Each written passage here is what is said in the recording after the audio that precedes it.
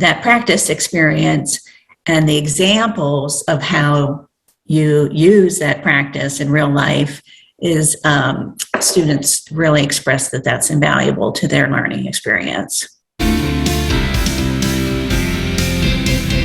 Excellence at Work is sponsored by Youngstown State University. Dr. Davis, could you talk a little bit about the chapter that you wrote that is in the book, Teaching Social Work with a Sense of Humor? I believe it's called Fluff 'em and Stuff 'em. Yes. Okay, could you tell us a little bit about that? Yeah, the title comes from what I title my office hours, because research tells us that especially non-traditional students are not familiar with a lot of the terms that we use, like office hours, and that sounds intimidating to some students. They don't realize it's just there for them and for support. And so I use a lot of cat references in my class, and I like students to feel fluffed and stuffed whenever they have met with me, and I like them to help our clients feel fluffed and stuffed after they've met with their clients. So that's what the meaning behind Fluff and Stuff 'em as the title was. But generally, the chapter really, I'm hoping that what comes across is that teaching with a sense of humor can be especially helpful.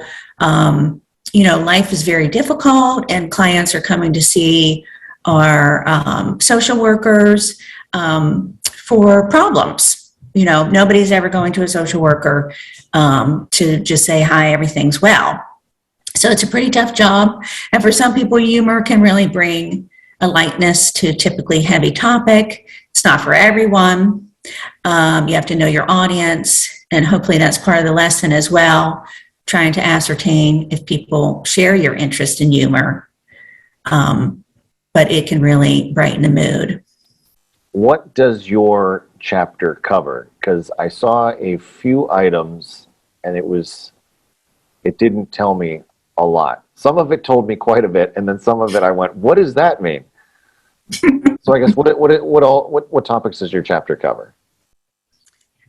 I think the main topic I try to get across is all about building relationships with people, and the way that I try to do that throughout my class is to let students know who I am as a human being, not just as a teacher, not just as a social worker, and to try to engage them in a relationship. So I try to model in my relationship with the students what I'm hoping they will build with their clients.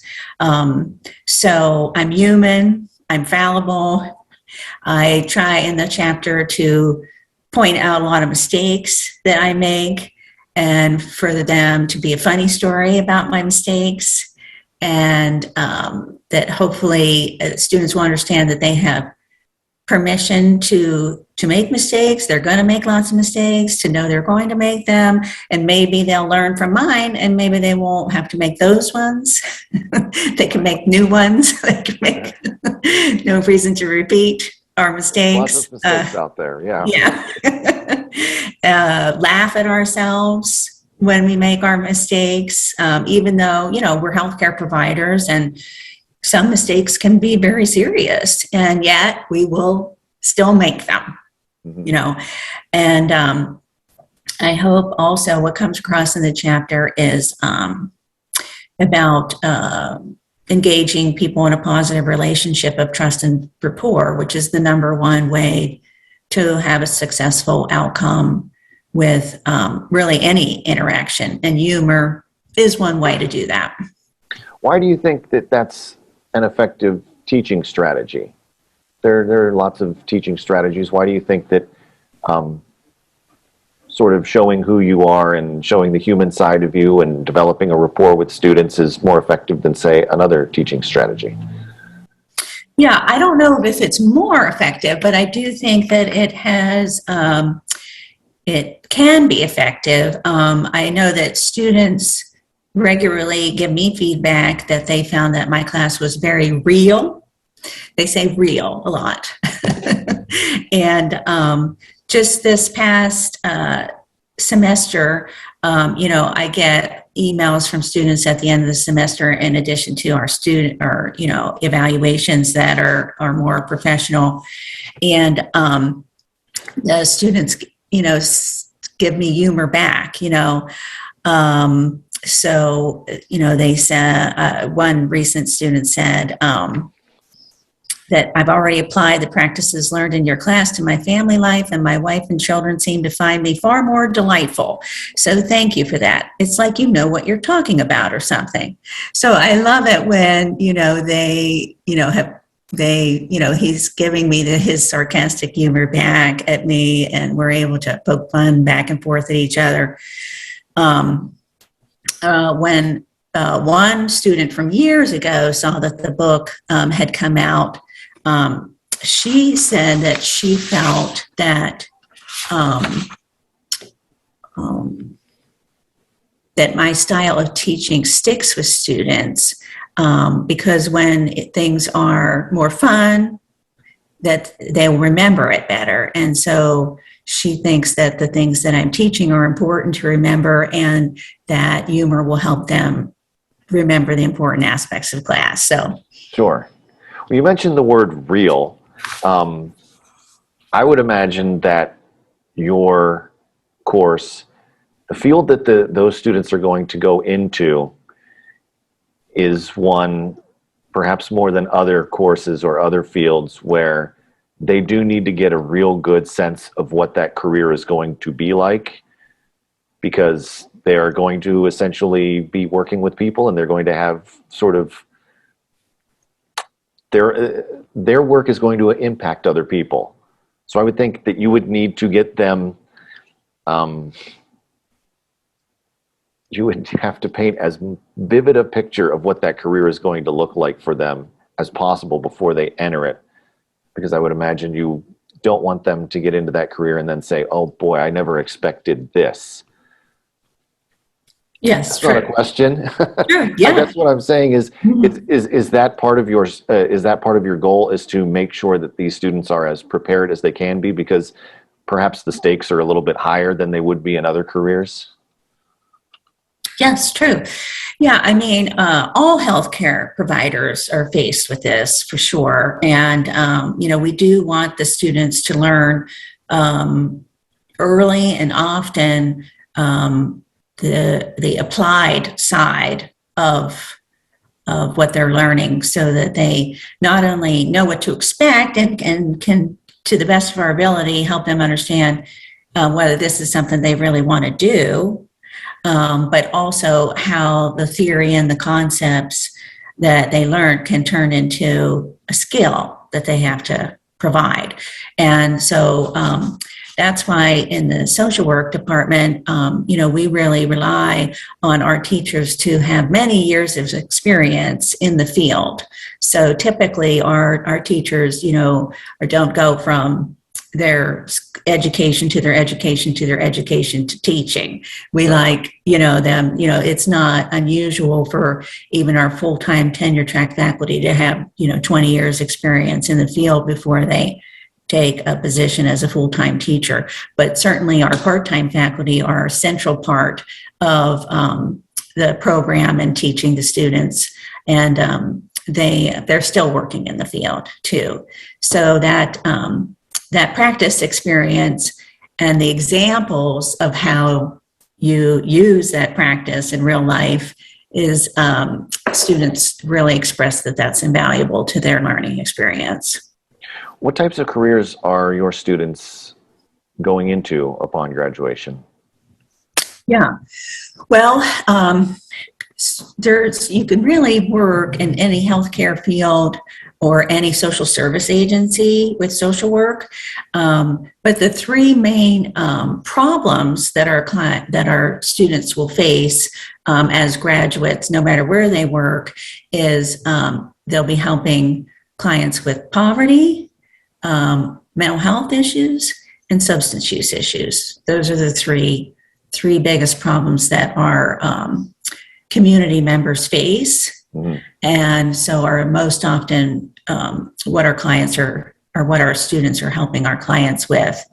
But they could work at child welfare agencies specifically for teaching children, the criminal justice system, any social service agency, any nonprofit agency, intimate partner violence, mental health agencies, food pantries. We would love to be more, to have more positions open in political advocacy. We would like to have more influence on making macro level changes in our world to impact poverty and mental health and substance use and all these problems positively. We hate that we always burden our clients that all of these things they're facing are coming from the world's problems and impacting them negatively.